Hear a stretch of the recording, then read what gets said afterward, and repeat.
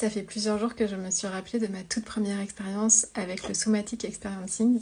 Et en fait, c'est trop marrant parce que c'était une prof de chant thérapeutique qui était en train de m'expliquer une méthode. Et sauf que moi, j'étais très prise en fait de la gorge, je sentais un poids énorme, j'étais très énervée contre elle, contre sa méthode. Et je comprenais absolument rien quand elle me disait ça ressemble à quoi, c'est de quelle couleur, quelle sensation ça te fait.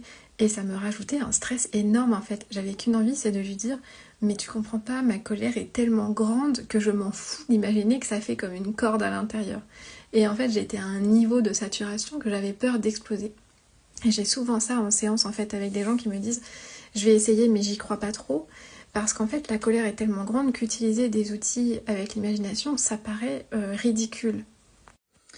Et en fait, ce que j'ai compris, c'est qu'à ce moment-là, je m'accrochais énormément à cette colère-là. Elle faisait partie intégrante de moi. Et ce qui me fait rire, c'est qu'aujourd'hui, je partage exactement, j'ai choisi exactement cette méthode-là, parce que ce que j'ai mis du temps à comprendre, c'est que venir personnifier, venir imaginer un objet à l'endroit du corps où ça fait mal, ça permet de prendre de la distance avec l'émotion et de s'en décrocher.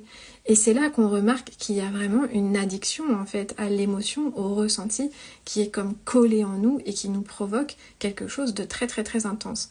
Et quand on a des schémas d'intensité et des schémas de violence, évidemment on va chercher à s'en sortir par les mêmes chemins. Et donc c'est intéressant de venir contacter ici, ok ça ressemble à quoi, je le mets à distance et je peux voir son intensité. Et je peux regarder ça en face avec honnêteté en fait, sans en avoir peur et sans me sentir débordée. En fait, qu'est-ce que ça permet surtout de pouvoir mettre à distance? C'est de se rendre compte que ces parts-là, c'est comme des parts enfants qui ont été blessées et qui sont restées blessées et qui ne font que demander à être vues. Et à partir du moment où je le mets à distance, ici je peux contacter au niveau inconscient comment je fonctionne. Comment je fonctionne dans ma vie, quel est mon moyen de communication inconscient, quelles sont mes stratégies de domination inconsciente, et ça on le voit quand on va rencontrer ces parts-là, et qu'on passe par plusieurs chemins. Et aujourd'hui, ce matin, j'ai eu une séance super intéressante sur quelles sont mes différentes façons d'entrer en communication, de venir collaborer, d'entrer en relation avec cette part-là, afin de savoir de quoi elle a besoin. Et ici, on est en train de créer une nouvelle relation à nous-mêmes qui vient chambouler absolument tous nos fonctionnements. Donc c'est aussi pour ça que des fois, vous êtes énervé contre moi et c'est tout à fait sain, c'est tout à fait normal d'ailleurs, parce que je viens changer tous vos systèmes en fait.